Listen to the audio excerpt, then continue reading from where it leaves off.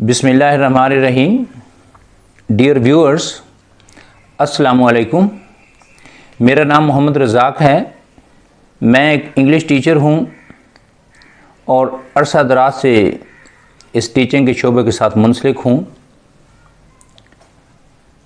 तो ये देखकर बड़ी तकलीफ़ होती है कि बच्चे इंग्लिश में बहुत पुअर हैं। बाज़ का तो ये भी देखने में आया है कि कई बच्चों के मार्क्स तो बहुत अच्छे हैं,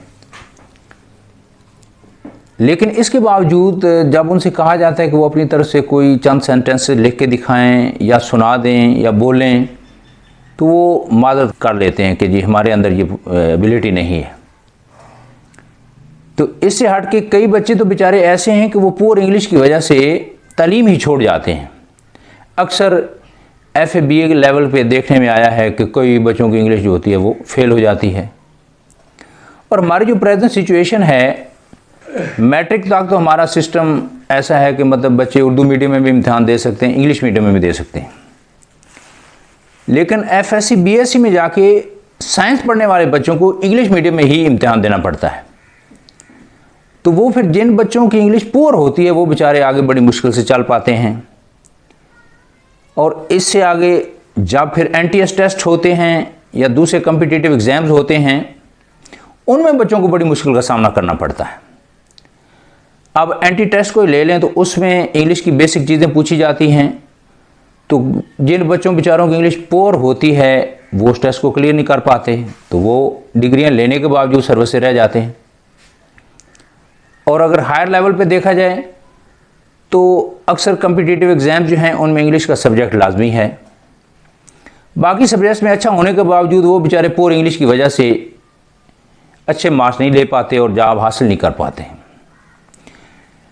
तो ये एक बहुत बड़ी ज़रूरत है कि बच्चों को इंग्लिश में स्पेशली गाइड किया जाए।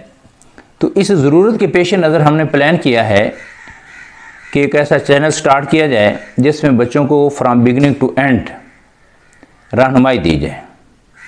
तो इस सिलसिले में हम इंग्लिश लर्निंग सीरीज़ के नाम से एक चैनल स्टार्ट कर रहे हैं, जिसमें इंशाअल्लाह बच्चों को हम साउंड से स्टार्ट करेंगे, बिगिनिंग से स्टार्ट करेंगे।